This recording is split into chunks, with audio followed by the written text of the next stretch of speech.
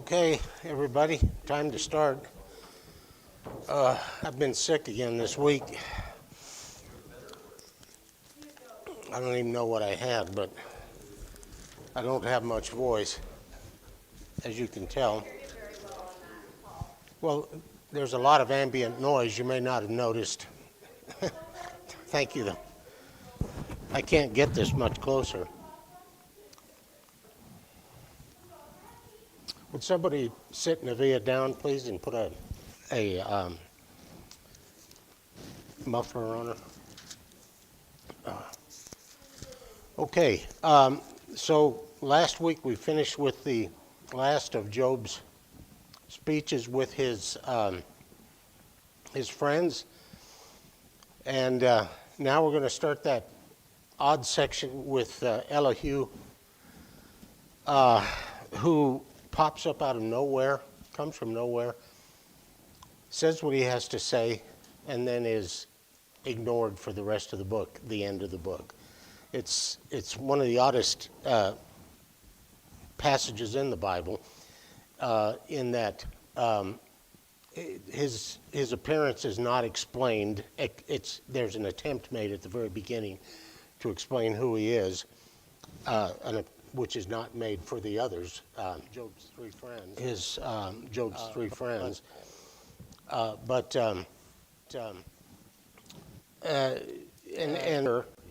from the context that he's been listening this whole time, he's been an auditor, so to speak, to the proceedings.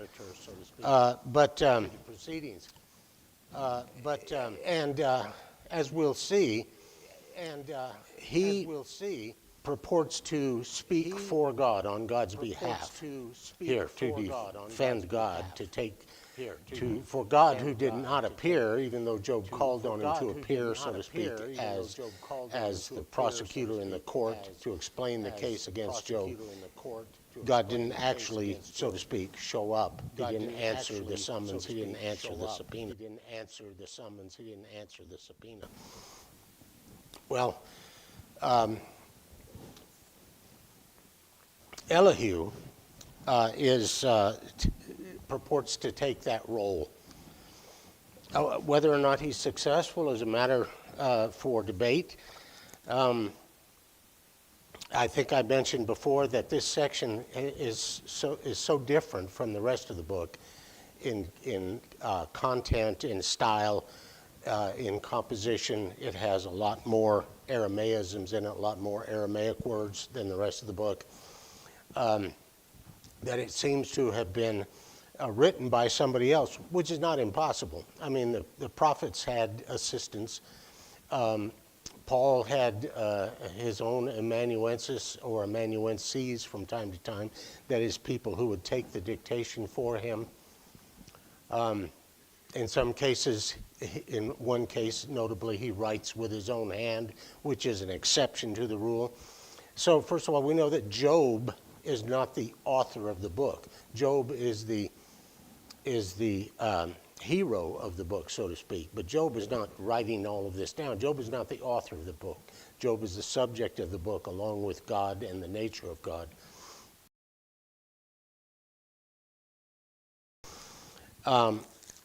This could have been a companion of the person who wrote the book, someone who thought that this needed to be added as part of the total story. The oddest thing about this, though, as I say, is that Elihu is not mentioned before this, and once he concludes, he's not mentioned after it at all. He's not mentioned in the epilogue, in the summation. He's simply ignored. And in fact, from where we ended last week, verse of chapter 31, let thorns grow instead of wheat and foul weeds instead of barley. The words of Job are ended. If you go directly from there to the beginning of chapter 38, that is a natural transition, as though the book had originally continued right from the end of chapter 31, the words of Job are ended, to the beginning of chapter 38.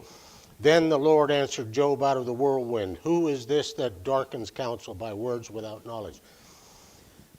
That's a natural transition where Job is calling on God from verses 35 of chapter 31. Oh, that I had one to hear me. Here is my signature. Let the Almighty answer. Written by it the indictment. Written by it my adversary. In my hand. Surely I would carry it on my shoulder. I would bind it on me as a crown. He's calling on God again, you see. And if this, then that. If this, then that. Then let thorns grow instead of wheat and foul weeds instead of barley. The words of Job are ended immediately. Then the Lord answered Job out of the whirlwind. That is a perfectly natural transition from the end of chapter 31. Now, and so this is the problem that this section presents to anybody who looks at this objectively, that God in his speeches doesn't answer Elihu at all. He completely ignores what Elihu has said here. Now, Elihu makes some excellent points, but also he falls into the same trap on a number of places that the three friends of Job have fallen into, as we will see. So I'm not making any judgment about this. I just face the fact of the problem of this section of Elihu here, which it's a literary issue that it kind of jars in its inclusion. I don't see even that prejudices the outcome if you say it's inclusion. I must say this, that there's no version of Job known without the speeches of Elihu, even though they present this sort of internal problem of where did this guy come from and why is he here and why isn't he even mentioned after the fact? Why isn't he included in the summation at the end when dispositions are being made regarding Job's other three friends? That is a problem for any writer who's putting something down on paper. Well, we take it as we have it here. I mean, with all its lumps and with all its beauty as well. So we're going to, as I said, there is no version, no manuscript of Job that does not have this. So it's not like anybody can point and say, see, here's an early manuscript where this is not included. That proves that this was added later. That in and of itself would not be a problem. I mean, look at the book of Psalms, for example. The book of Psalms, we say the book of Psalms, it's not a book in that sense. It's a collection of poems, writings, odes for different purposes, written at different times by different people who we hear nothing of anywhere else in the Bible. Of course, we always associate David with the Psalms, but David is not the author of all the Psalms. We know that. So what we call the book of Psalms is a collection of 150 of what may be thousands of Psalms. Pardon me. Pardon me. This is simply the nature of what we have to deal with, and so we have to explain it as best we can and go on. But it's clear that this has always been considered, even with the problem that it presents, it's always been considered a part of the book of Job. And so we take it as a part of the book of Job, even if we can't explain all of the difficulties associated with it. So let me just, the preliminary here that introduces Elihu, let me deal with that for a moment. So these three men, chapter 32, verse 1, these three men ceased to answer Job because he was righteous in his own eyes. Then Elihu, the son of Barachel, the Buzite of the family of Ram, became angry. Now note right there, the other three were never introduced this way. You have Eliphaz, the Temanite, Bildad, the Shuhite, and Zophar, the Naamathite. These men are not identified by family, father, and so forth and so on, except where they came from. Elihu is identified by his father, son of Barachel, the Buzite. Also note, for example, the spelling of the Buzite would be from booze. The UZ portion of that looks the same in English as the UZ of Uts, where Job is from. Job is from Uts. But the Z, as depicted in English here, is not the same letter in the Hebrew alphabet. That's why it's pronounced different. It's not Bootsite. You would think Uts, Utsite, Boots, Bootsite, but it's not the same letter. The Uts has what's called the Tzadeh, that letter of the Hebrew alphabet that has a tz, tz, tz, like the TZ or the TS sound, whereas the Z, as depicted here in Buzite, is the Zion, which is the Z sound. That's why that's Buzite and not Bootsite, as the way Uts is Uts. Okay, the son of Barachel, the Buzite of the family of Ram, became angry. Now notice this will be repeated 3 times. He becomes angry. He was angry at Job because he justified himself rather than God. And he was angry also at Job's 3 friends because they had found no answer, although they had declared Job to be in the wrong. Now Elihu had waited to speak to Job because they were older than he. And when Elihu saw that there was no answer in the mouth of these 3 men, he became angry. So he became angry, became angry, became angry, he became angry. This establishes the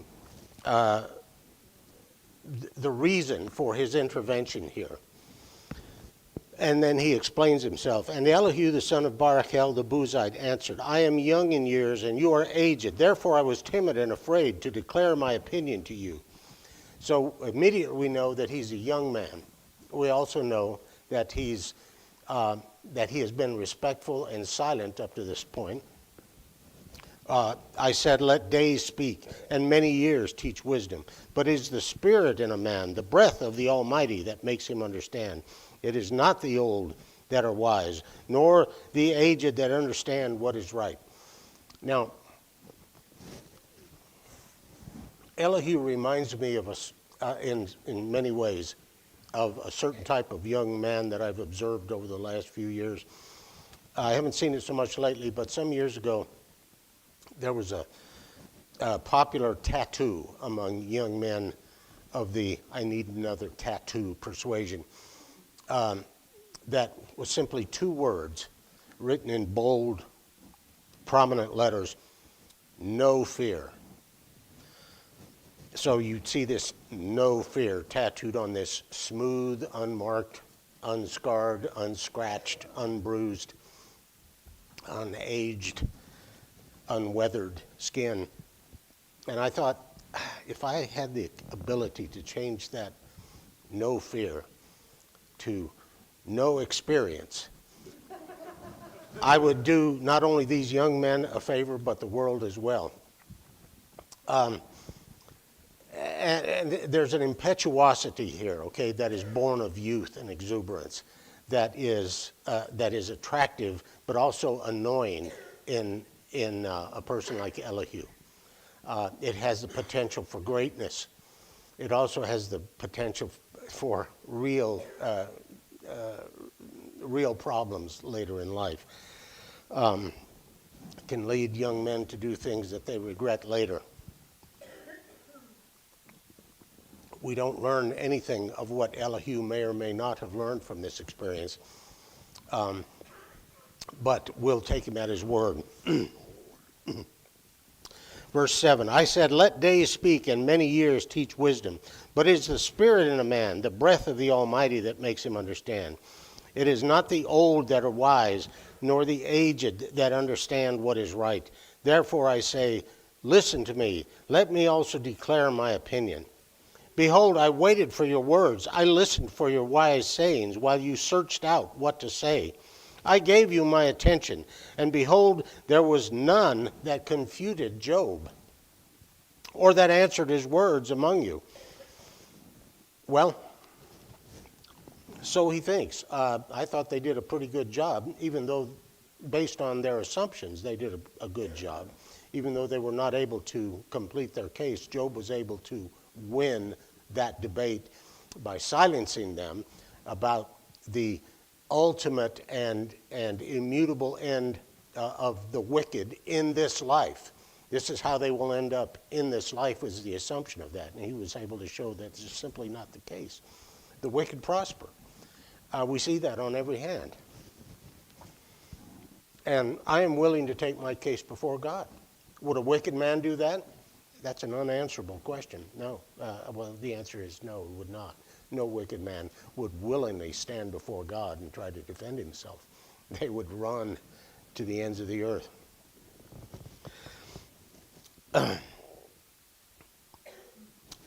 Verse 11, behold, I waited for your words. I listened for your wise sayings while you searched out what to say. I gave you my attention, and behold, there was none that confuted Job or that answered his words among you. Beware lest you say, we have found wisdom. God may vanquish him, not man. He has not directed his words against me, and I will not answer him with your speeches. They are discomfited. They answer no more. They have not a word to say, and shall I wait because they do not speak, because they stand there and answer no more? Who's he talking to here? See, he's set up a straw man that he seems to be asking, should I listen to these anymore? Or maybe there is someone else there that he's actually sort of figuratively addressing this to. Because they stand there and answer no more, I also will give my answer. I also will declare my opinion, for I am full of words. The spirit within me constrains me. Behold, my heart is like wine that has no vent, like new wineskins, it is ready to burst. We're familiar with that picture, are we not? New wine put into old wineskins that can no longer stretch. The new wine is fermenting, and the old wineskins cannot expand with it because the leather has hardened and become inflexible, and so it bursts. This is similar to that, like new wineskins, it is ready to burst. But what that means is that the new wineskin, that the new wine has stretched the new wineskin to its limits. It's just, but hasn't burst yet, but it's getting there.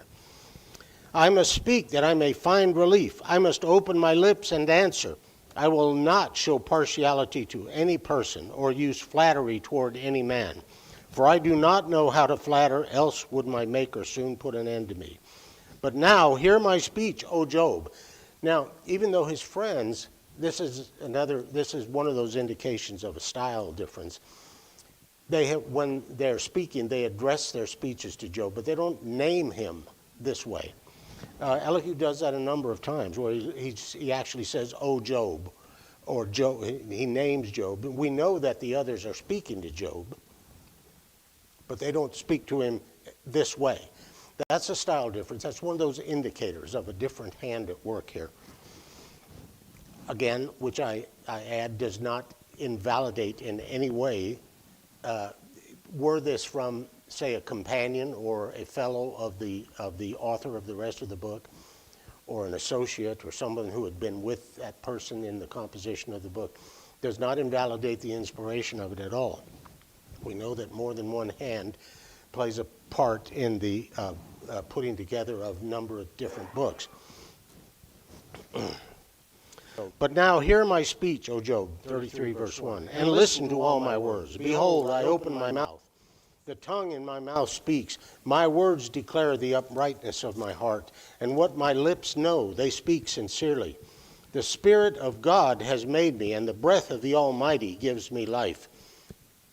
Answer me if you can. Set your words in order before me. Take your stand.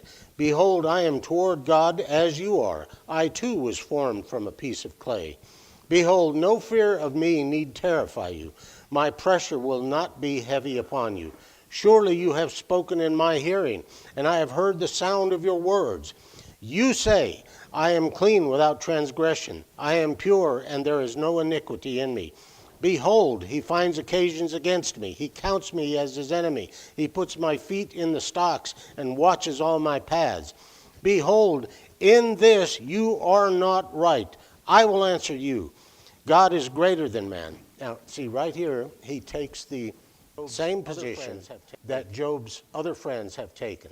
Behold, in this you are not right. When you say, I am pure and without transgression, I am pure and there is no iniquity in me. Once again, Job has never maintained his sinlessness. He's only maintained that he has done nothing worthy of the great suffering and calamity that has been brought upon him by God. So Elihu here now has joined the side of the three friends, whether he meant to or not. He simply says, you are not right in this, meaning you are not clean. You do have transgression. You are not pure. You do have iniquity. In other words, you have done something to justify this. Why do you contend with him? Verse 13. Why do you contend against him, saying, he will answer none of my words? For God speaks in one way, and in two, though man does not perceive it. In a dream, in a vision of the night, when deep sleep falls upon men, while they slumber on their beds, then he opens the ears of men and terrifies them with warnings, that he may turn man aside from his deed and cut off pride from man. He keeps back his soul from the pit, his life from perishing by the sword. Man is also chastened with pain upon his bed, and with continual strife in his bones, so that his life loathes bread, and his appetite dainty food. His flesh is so wasted away that it cannot be seen, and his bones which were not seen stick out. His soul draws near the pit, and his life to those who bring death. If there be for him an angel, a mediator, one of the 1,000, to declare to man what is righteous for him, and he is gracious to him and says, deliver him from going down into the pit. I have found a ransom. Let his flesh become fresh with youth. Let him return to the days of his youthful vigor. Then man prays to God, and he accepts him. He comes into his presence with joy. And this is his answer to what he has maintained here. That you say, Job, I am sinless. You say there is no iniquity, or not sinless. You say there is no iniquity in me. I am clean. I have not transgressed. It's understood in such a way as to bring this type of calamity upon me. Behold, you are not right in this, he says. And then here, after all of this, then man prays to God and he accepts him. In other words, what you have to do is pray to God and God will accept you. This is exactly what Job's friends have told him. He said, you have to repent. So Elihu, so far, has not brought anything new here. Eloquent, no doubt. Speaks very eloquently. And it's a fresh voice of impetuous youth. But so far he hasn't brought anything new to the argument.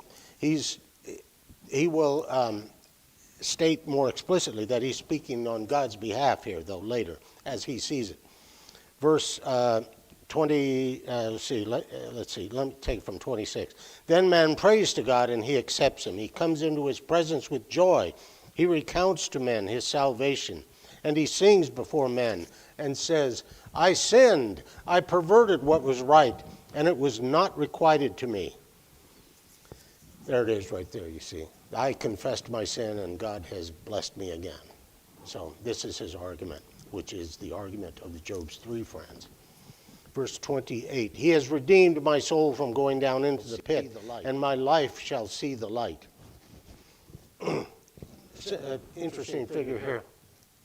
I don't know if this actually represents a difference of view of the pit, which is the word used here, as opposed to Sheol, which is the same place he's talking about. But twice now he's said, verse 24, he is gracious to him and says, deliver him from going down into the pit. His soul draws near the pit. He is gracious to him, says, deliver him from going down into the pit. This speaks of a redemption from the pit, this short passage right here. Verse 28, he has redeemed my soul from going down into the pit, and my life shall see the light. Well, the pit, as everyone understood, is where everybody ends up. So this, in any case, as he depicts it here, would only be a temporary redemption, so to speak. This is not a deliverance from eternal damnation. he's talking about here. This is a deliverance from death itself. Well, everybody's going to die. And that was understood then as well. And that when you died, Sheol is where you went, the place of the dead. That was where the dead were.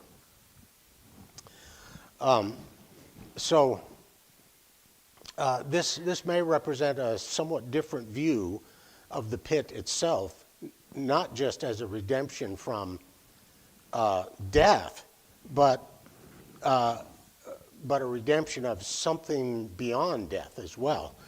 But nonetheless, he redeems me from the pit, which means his life has been saved, essentially. No more than that. This is not a redemption from salvation, as they would have, or from damnation, excuse me. Verse 31. Give heed, O Job. There he does, addresses him by name again. Give heed, O Job, listen to me. Be silent, and I will speak. And then, if you have anything to say, answer me. Speak, for I desire to justify you. If not, listen to me. Be silent, and I will teach you wisdom. Twice he tells him, he says, listen to me, be silent, and I will speak. Then, if you have anything to say, answer me. Be silent, and I will speak. And then, speak, for I desire to justify you. If not, listen to me. Be silent, and I will teach you wisdom. This kind of, this is exuberance squared here.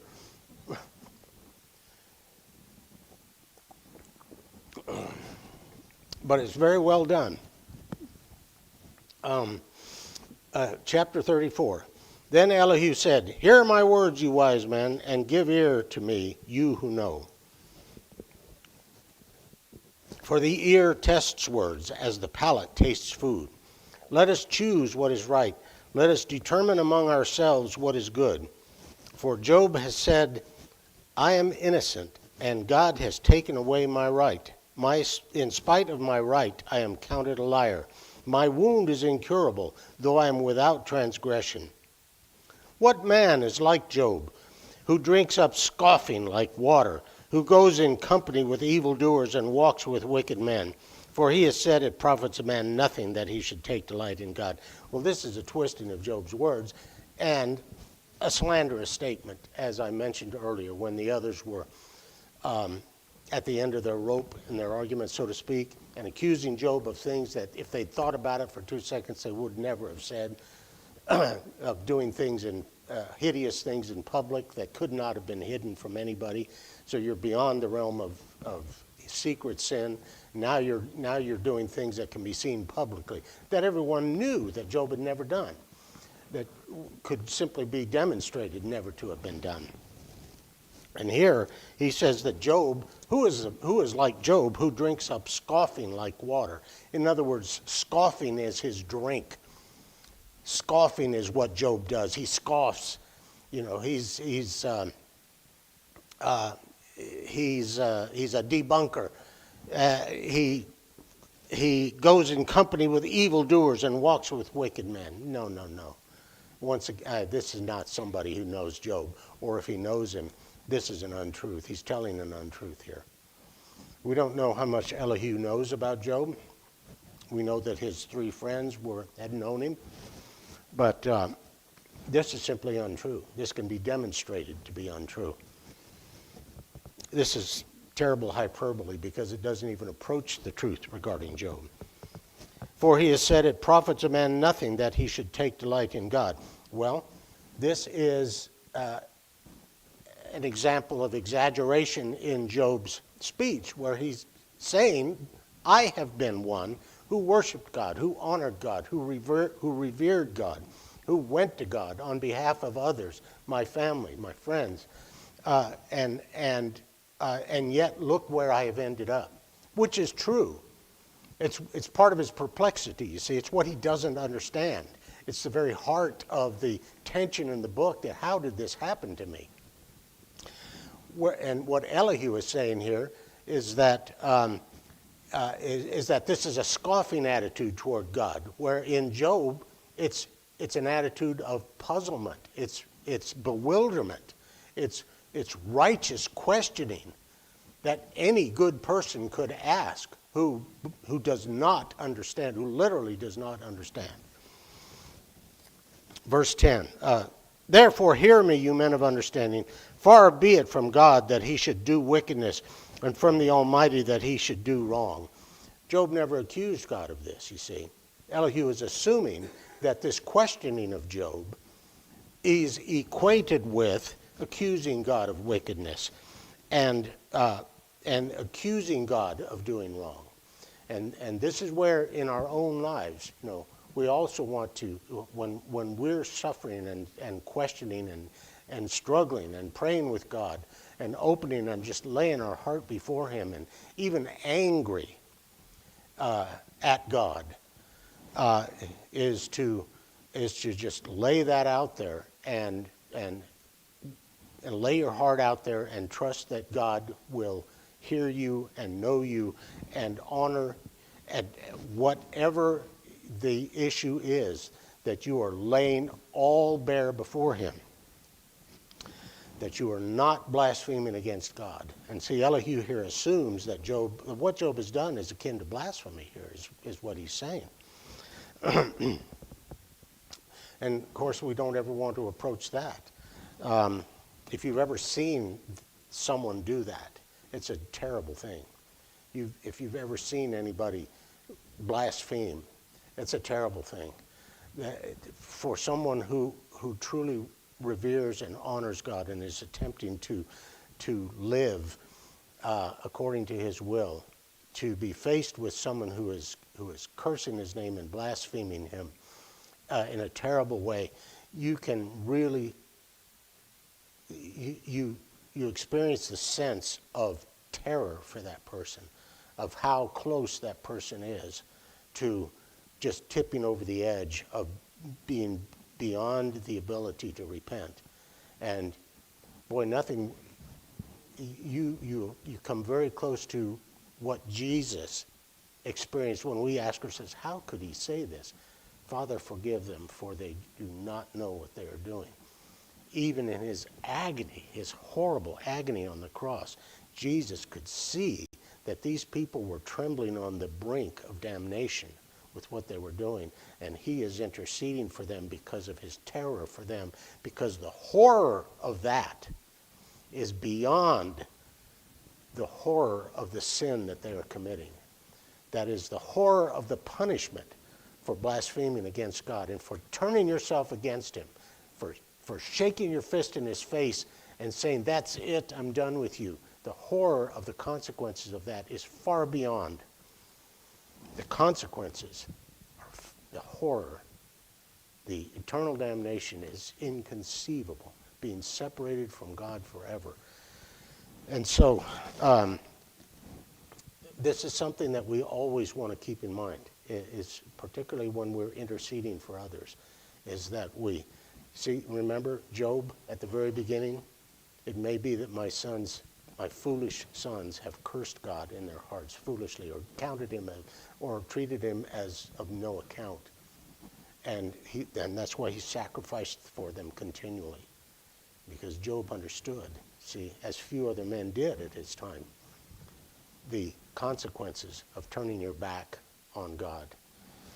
And so that stands out in contradiction to what Elihu says here. Therefore, hear me, you men of understanding. Far be it from God that he should do wickedness, and from the Almighty that he should do wrong. Implying that this is Job's attitude towards God. Verse 11. For according to the work of man he will requite him, and according to his ways he will make it befall him. Of a truth, God will not do wickedly, and the Almighty will not pervert justice. Who gave him charge over the earth, and who laid on him the whole world?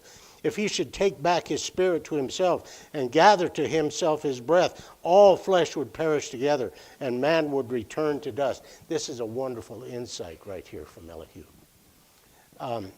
This is something that I have sometimes mentioned in a sermon, a lesson of some kind, that everything, the world, the universe in which we exist in this time now, is upheld by the breath of God. And that if he were to withdraw that for an instant, everything would collapse just like that. Everything is held together by God himself. And were he to withdraw his power for an instant, It would all be gone. Just like that. This is a wonderful insight here. If he should take back his spirit to himself and gather to himself his breath, all flesh would perish together and man would return to dust.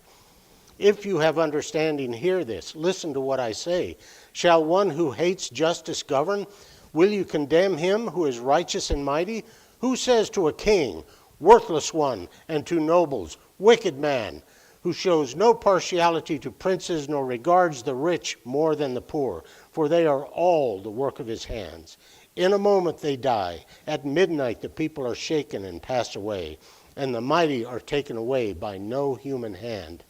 For his eyes are upon the ways of a man, and he sees all his steps.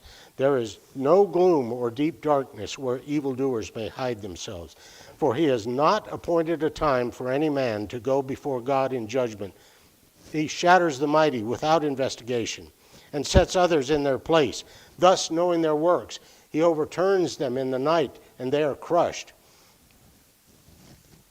He's saying some very good things here about God and his unaccountability to anyone.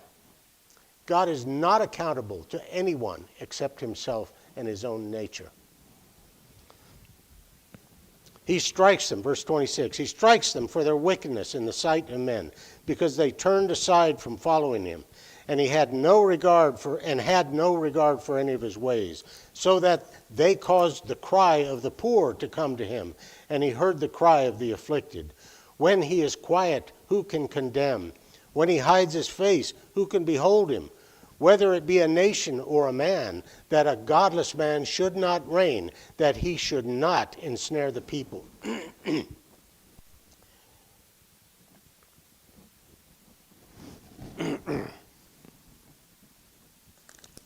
For has anyone said to God, I have borne chastisement, I will not offend any more. Teach me what I do not see. If I have done iniquity, I will do it no more.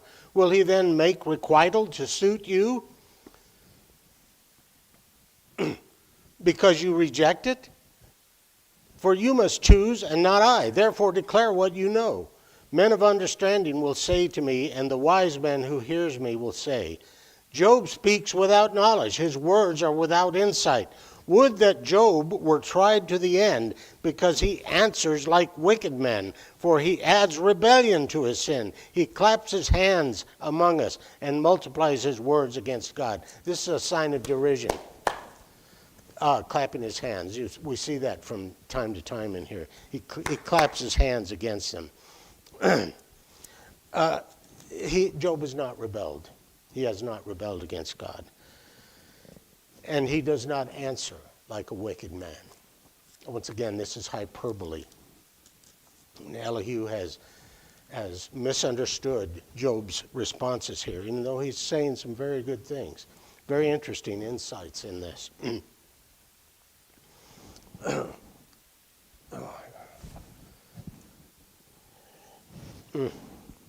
We're getting on here, and my voice is just about gone. And Elihu said, chapter 35, Elihu said, do you think this to be just? Do you say it is my right before God that you ask, what advantage have I?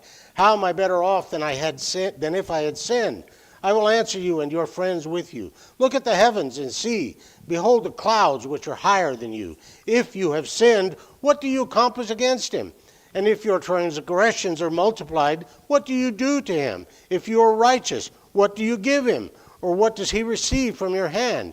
Your wickedness concerns a man like yourself, and your righteousness a son of man. Once again, if you are wicked, it's nothing to do with him, it's you. If you're righteous, it doesn't affect him, it only affects you. You can't affect him, in other words. Because of the multitude of oppressions, people cry out. They call for help because of the arm of the mighty. But none says, where is God my maker, who gives song?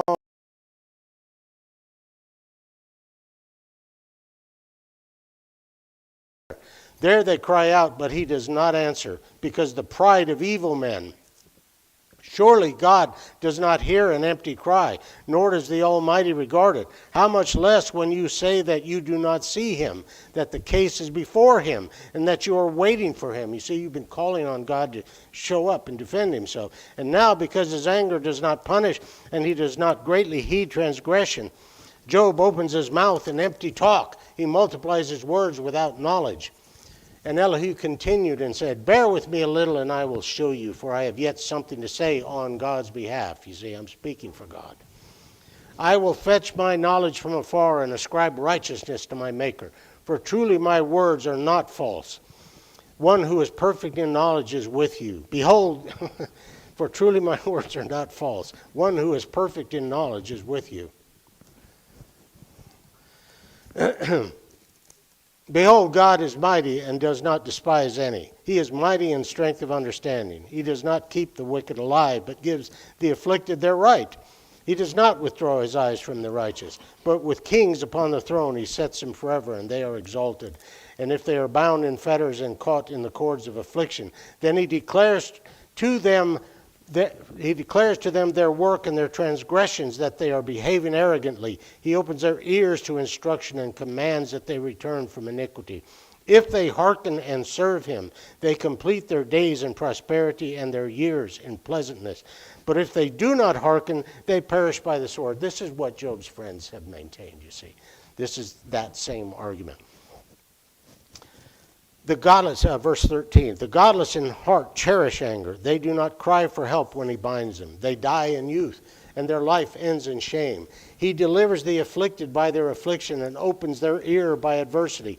He also allured you out of distress and into a broad place where there was no cramping, and what was set on your table was full of fatness. But you are full of judgment on the wicked. Judgment and justice seize you. Beware lest wrath entice you into scoffing. Let not the greatness of the ransom turn you aside. Will your cry avail to keep you from distress, or all the force of your strength? Do not long for the night when peoples are cut off in their place.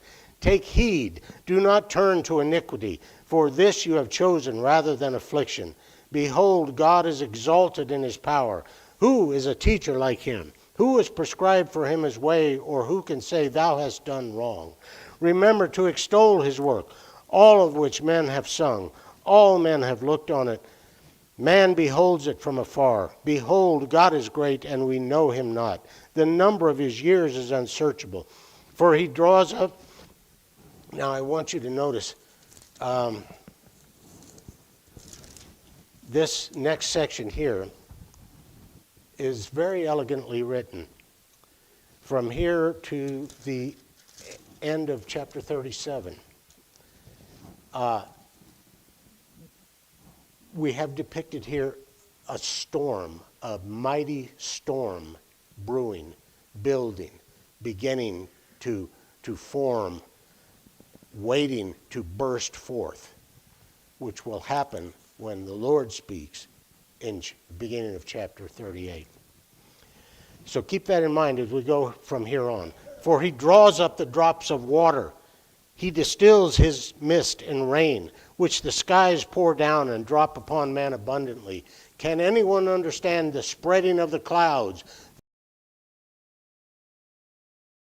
There's his lightning about him. He covers the roots of the sea, for by these he judges the peoples. He gives food in abundance. He covers his hands with lightning. He commands it to strike the mark. Its crashing declares concerning him who is jealous with anger against iniquity. At this also my heart trembles and leaps out of its place. Hearken to the thunder of his voice and the rumbling that comes from his mouth. Under the whole heaven he lets it go, and is lightning to the corners of the earth.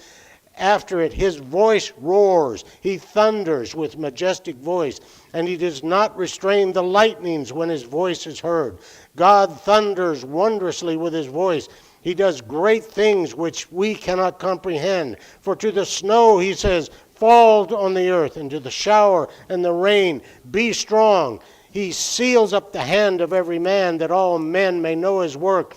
Then the beasts go into their lairs and remain in their dens. From its chamber comes the whirlwind, and cold from the scattering winds. By the breath of God ice is given, and the broad waters are frozen fast. He loads the thick clouds with moisture. The clouds scatter his lightning. They turn round and round by his guidance and accomplish all that he commands them on the face of the habitable world, whether for correction or for his land or for love, he causes it to happen. Hear this, O Job, stop and consider the wondrous works of God. Do you know how God lays his command upon them and causes the lightning of his clouds to shine? Do you know the balancings of the clouds, the wondrous works of him who is perfect in knowledge? For whose garments are hot when the earth is still because of the south wind? Can you, like him, spread out the skies, hard as a molten mirror? Teach us what we shall say to him. We cannot draw up our case because of darkness. Shall it be told him that I would speak? Did a man ever wish that he would be swallowed up? And now men cannot look on the light when it is bright in the skies. When the wind has passed and cleared them, out of the north comes golden splendor. God is clothed with terrible majesty. The Almighty, we cannot find him. He is great in power and justice, and abundant righteousness he will not violate. Therefore men fear him. He does not regard any who are wise in their own conceit. Then the Lord answered Job out of the whirlwind. And that's where we will begin next week. That is an impressive passage. That is as beautifully written a build-up to the Lord bursting forth. Finally, he comes in answer to Job's pleadings that he come and explain why he has done this. The Lord is going to appear on the scene. And Elihu has done us a great favor with this wonderful picture of the storm building. And we see this whirlwind figure elsewhere. We see it in Nahum. We see it in Zechariah. We see it in Ezekiel. When Moses is on Mount Sinai, I mean, it's just terrible thunderings and lightnings and bashings and huge noise and wind. This picture of awe. Anyone who's ever been in the presence of a tornado has some idea of what Elihu is talking about here.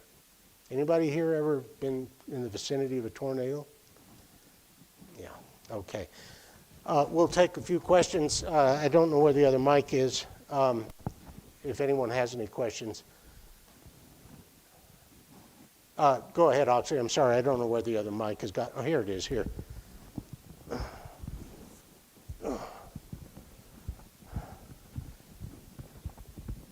There you go.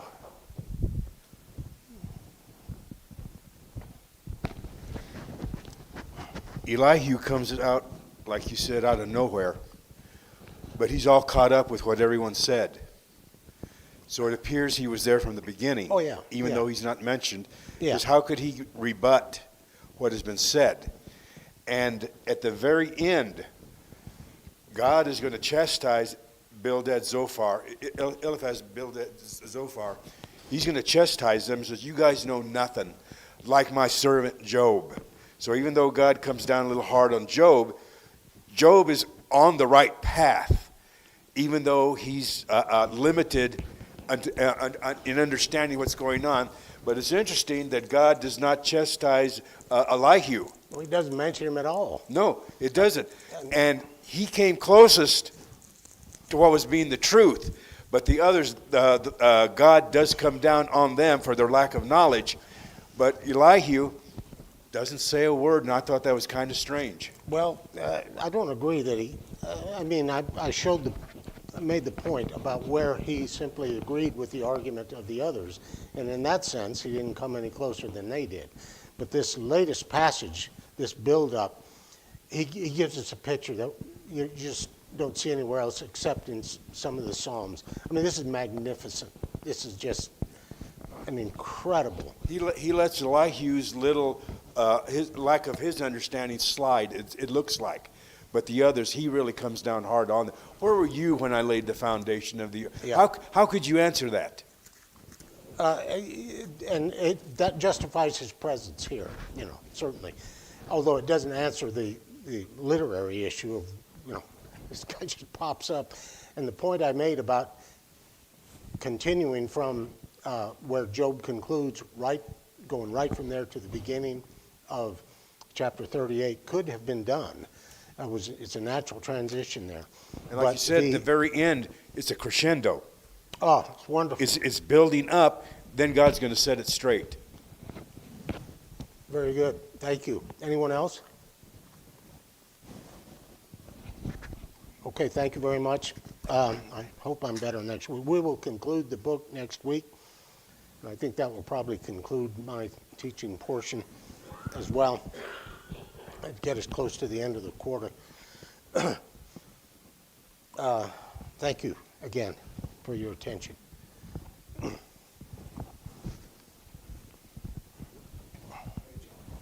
Thank you.